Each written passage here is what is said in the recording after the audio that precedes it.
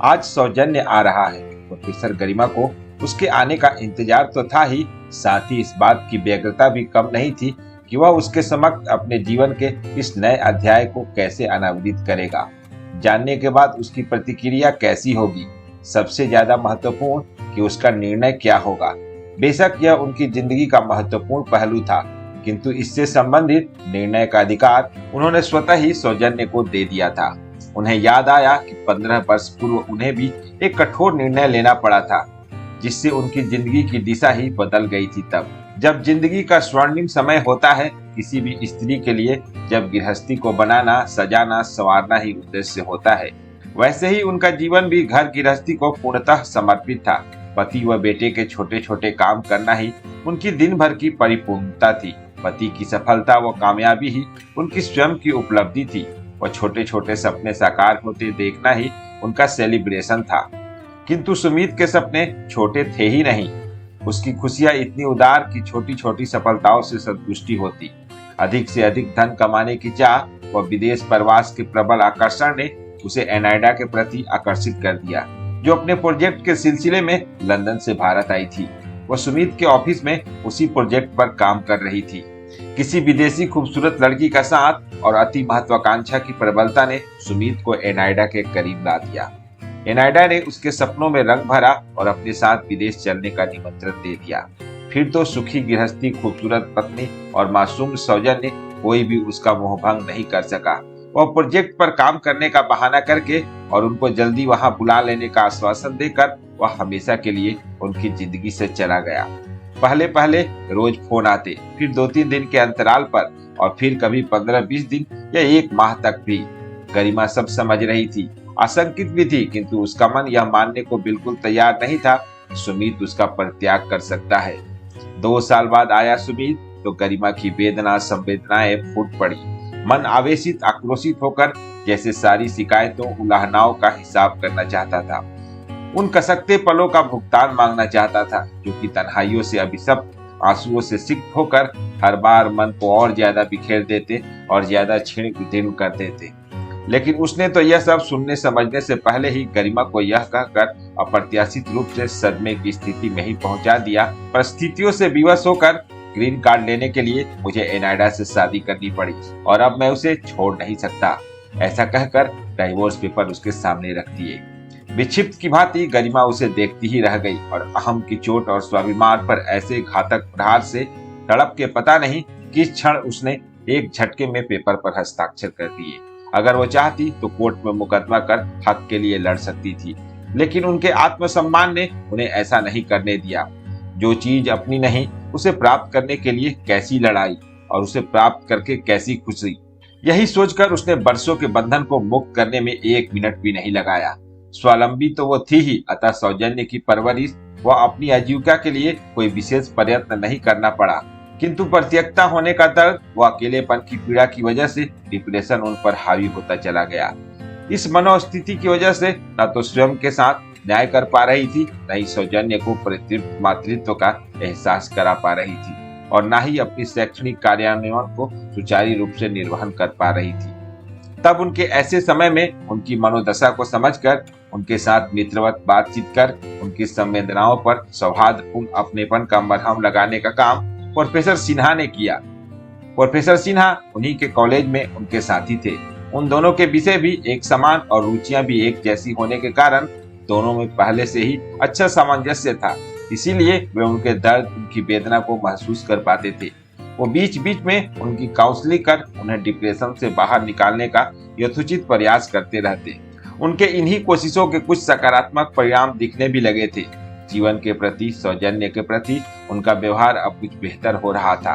Professor Sinha और उनके संबंध तो तब भी आत्मीय और मधुर थे जब उनकी पत्नी जीवित थी। दोनों परिवारों का एक दूसरे के घर आना जाना, लेन देन भी चलता था।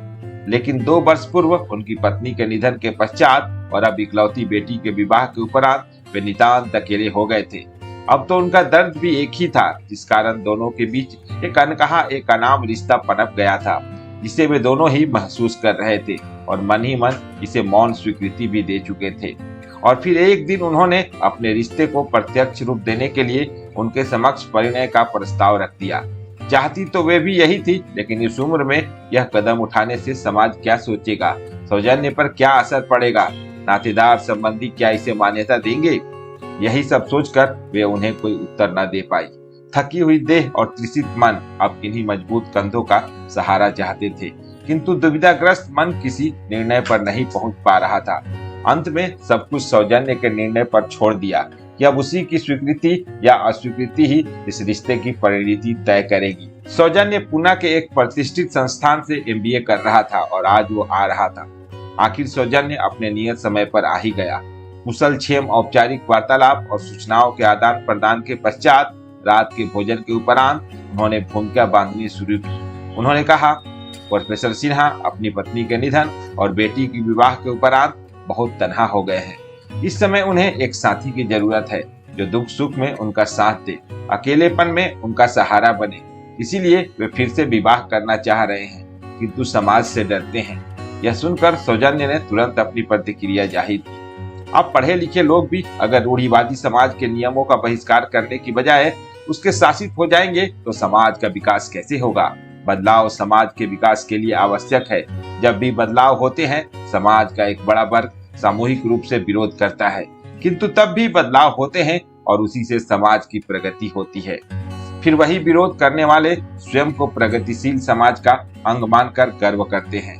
जो समाज प्रोफेसर साहब के अकेलेपन को दूर नहीं कर सकता, बीमार हो जाने पर उनकी सेवा नहीं कर सकता, उस समाज से कैसा भय। सौजन्य ने तो सामाजिकता पर अच्छा खासा व्याख्यान ही दे डाला था। उनकी इन बातों से गरिमा को यह आभास तो हो गया था कि उसे उम्र के इस पड़ाव पर पुनर्विवाह कर लेने से कोई आपत्ति नहीं होगी। तब धड़कते मन से साहस बटोरकर उन्होंने आखिर कह ही दिया कि प्रोफेसर सिन्हा मुझसे ही विवाह करना चाहते हैं और मैं स्वयं भी यही चाहती हूँ। कोई हो जिसके सहारे मैं स्वयं को छोड़कर निश्चिंत हो सकूं। यह कहकर सौजन्य की प्रतिक्रिया जानने की प्रतीक्षा करने लगी। उन्होंने फिर कहा, अभी तुम 2-4 दिन यहाँ हो, सोच समझ लो। हम दोनों तुम्हारी स्वीकृति के बगैर कोई निर्णय नहीं लेंगे। यह कहकर उसे मंथन चिंतन के लिए छोड़कर गरिमा अपने कमरे में चली गई। 2-3 दिन घर में सन्नाटा पसरा रहा। दोनों ही एक दूसरे से नजरें नहीं मिला पा रहे थे। सौजन्य के हाव भाव से कुछ स्पष्ट अभिव्यक्ति नहीं हो रही थी। नहीं वो नाराज लग रहा था, नहीं खुश, और नहीं इस विषय पर उसने कोई बात की। गरिमा भी पुनः इस संदर्भ में बात करने का साहस नहीं जुटा पाई, जबकि वो चाहती थी कि जाने से पहले एक बार वो अपने विचार, अपना पक्ष स्पष्ट कर दे। इसी असमंजस में कसमकस में 3-4 दिन निकल गए। कल सौजन्य को वापिस जाना था। गरिमा उसके जाने की तैयारी के साथ साथ मन ही मन उसके अनचाहे या मनचाहे उत्तर के लिए खुद को मानसिक रूप से तैयार कर रही थी। मन बेचैन, दिमाग तनाव में और स्वयं अव्यवस्थित थी। अगले दिन सौजन्य के जाने के समय उन्होंने उसके लिए बनाई पिन्नियां और मठियां दी। उसने वो लेकर अपने बैग में रख ली और एक लिफाफा गरिमा के हाथ में देकर चला गया। कांपते हाथों और धड़कते दिल के साथ गरिमा ने वो लिफाफा खोला। उसमें लिखा था, डियर मॉम। हम सोचते हैं कि आधुनिक विचारधारा वाले, ऊंची सोच वाले, सभ्य अभिजात्य वर्ग का हिस्सा है। बड़ी बड़ी आदर्श और प्रगतिवादी बातें करके स्वयं को आधुनिक सोच का मानकर बहुत गर्वित होते हैं। जैसे कि प्रोफेसर सिन्हा के बारे में मैंने अपना वक्तव्य दिया था, किंतु जब वही प्रश्न आपके संदर्भ में आया तो सच कहूं मैं भी कुछ समय के लिए उसी संकीर्ण समाज की तरह ही उचित अनुचित सोचने लगा था। जिस समाज की परवाह न करने का व्याख्यान आपको दे रहा था, मैं स्वयं भी उसी भीड़ का हिस्सा बन गया था। लेकिन फिर अपनी संकुचित सोच से बाहर निकलकर मैंने आपके बारे में सोचा। जो निर्णय आप अभी ले रही हैं वो आप तब भी ले सकती थी जब आप जीवन की राह में बिल्कुल अकेली पड़ गई थी। इतना लंबा तन्हा नीरस जीवन आपने सिर्फ इसीलिए अकेले काट दिया कि मेरी परवरिश पर आपके दूसरे विवाह का असर न पड़े, मेरे प्रति आपका प्यार बट न जाए और मेरे अधिकारों पर किसी और का अधिकार न हो। आज जब आपको एक साथी, एक हमदर्द की जरूरत है, अपने जीवन का कुछ समय अपने लिए, अपने मन की खुशी के अनुसार जीना चाहती हैं, तो समाज के भय से या सिर्फ अपना अधिकार जताने के लिए मैं आपकी खुशी में बाधक कैसे बन सकता हूँ। आज भी आपने अपना बड़प्पन प्रदर्शित करते हुए इस निर्णय का अधिकार मुझे दिया है। मुझे इस बात पर गर्व है कि मैं आपके आगामी सुखद भविष्य के लिए एक सकारात्मक निर्णय ले सका हूँ।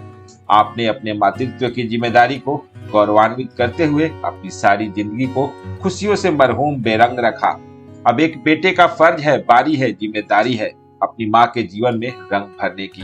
प्रोफेसर सिन्हा और आपको मेरी तरफ से बहुत बहुत शुभकामनाएं। उम्मीद है दोस्तों पूनम अरोड़ा जी की लिखी हुई ये दिल को छू जाने वाली कहानी आपको जरूर पसंद आई होगी। तो फिर मिलते हैं एक और नई कहानी के साथ, तब तक अपने दोस्त को दीजिए इजाजत।